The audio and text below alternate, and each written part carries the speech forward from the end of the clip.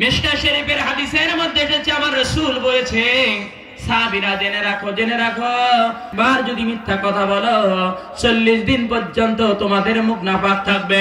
40 দিন পর্যন্ত মুখের কাছে ফেরেশতা আসবে না। 40 দিন পর্যন্ত ফেরেশতাটা 1 মাইল তোমার মুখের কাছ থেকে সরে যাবে। আমার ভাইয়েরা বলতেছিলাম যে 10টি পাপ মানুষকে ধ্বংস করে দেয়। 1 নাম্বার হলো মিথ্যা, মিথ্যা মানুষকে ধ্বংস করে দেয়।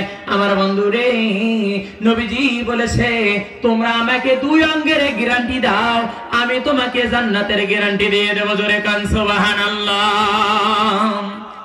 আমার বন্ধুগণ, নবীজি বলেছে 2 অঙ্গের গ্যারান্টি দাও। মানিয়াত মানলি মা বাইনা লাহিহি ওয়া মা বাইনা রিজলাইহি আদমান লাহুল জান্নাহ, রাওয়াহুল বুখারী। রাসূল বলেন, সাহাবীরা রে, মানিয়াত মানলি, যে ব্যক্তি আমার জন্য, মানিয়াত মানলি মা বাইনা লাহিহি, যে ব্যক্তি আমার জন্য 2 সোয়ালের মধ্যবর্তী বস্তু জিহ্বাকে হেফাজত করবে, ওয়া মা বাইনা রিজলাইহি, আর 2 উরুর মধ্যবর্তী স্থানকে হেফাজত করবে, আদমান লাহুল জান্নাহ, রাওয়াহুল বুখারী। নবীজি বলেন, আমি রাসূল তোমাদের জন্য কিয়ামতের দিন জান্নাতের জামিনদার হয়ে যাব। জোরে কান সুবহানাল্লাহ। আমার ভাইয়েরা, তাহলে 2 অঙ্গের গ্যারান্টি দিতে পারলে জান্নাত লজ্জা স্থানের মুখের হেফাজত করতে হবে। মুখ দিয়ে পাপ কাজ করা যাবে না, মিথ্যা বলা যাবে না। আমার বন্ধুরে, 2 নম্বরে হলো গীবত, গীবত করা যাবে না। রাসূল করিম সাল্লাল্লাহু আলাইহি ওয়াসাল্লাম বলেন, আল গীবাতু আশাদ্দু মিনাজ জিনা, গীবত ব্যভিচার থেকে মারাত্মক গুনাহ। আমার রাসূল বলেছে, বুখারী শরীফের হাদিস, যদি কোনো মানুষ কোন ভাইয়ের গীবত করে, গীবতের উদাহরণ দিতে গিয়ে আমার রাসূল বলেছে, সাহাবীরা তোমরা জেনে রাখো, মৃত্যু ভাইয়ের গোশত খাওয়ার সমান হলো। মৃত্যু ভাইয়ের গোশত কোনো মানুষ যেমনই খাবে না, তেমনই করে গীবত করাটাও তোমার জন্য অশোভনীয়। জোরে কন্যা সুবহানাল্লাহ। আমার ভাইয়েরা, বন্ধুগণ, নবীজি বলেছে গীবত হলো মরা ভাইয়ের গোশত খাওয়ার সমান। বন্ধুরে, 3 নম্বরে গুনাহ হলো যে 10টি পাপ মানুষকে নীরবে ধ্বংস করে দেয়। 10টি পাপের 3 নম্বর পাপ হলো সকলখোরি। আল্লাহ পাকের রাসূল বলেন, যে ব্যক্তি সকলখোর, এই ব্যক্তি অতি অল্প সময়ে ধ্বংস হয়ে যাবে। জোরে বলেন নাউজুবিল্লাহ।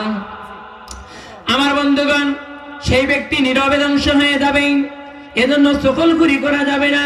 বন্ধুরে, যে ব্যক্তি সকলখুরি করবে, আল্লাহ পাকের রাসূল বলেছে, ওই ব্যক্তির নামাজ, রোজা, হজ, যাকাত একটাও আল্লাহর দরবারে কবুল হবে না।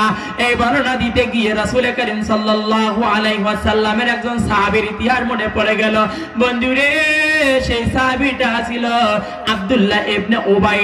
এই আব্দুল্লাহ ইবনে উবাই ছিল এমন সকলখোর, এমন মুনাফিকদের লিডার। বন্ধুরে, এই সকলখোর আব্দুল্লাহ ইবনে উবাই সকলখুরি করার কারণে রাসূল করিম সাল্লাল্লাহু আলাইহি ওয়াসাল্লাম তার জানাজা দিলেন। এমন কি রাসূল করিম সাল্লাল্লাহু আলাইহি ওয়াসাল্লাম তার কবরে নামলেন।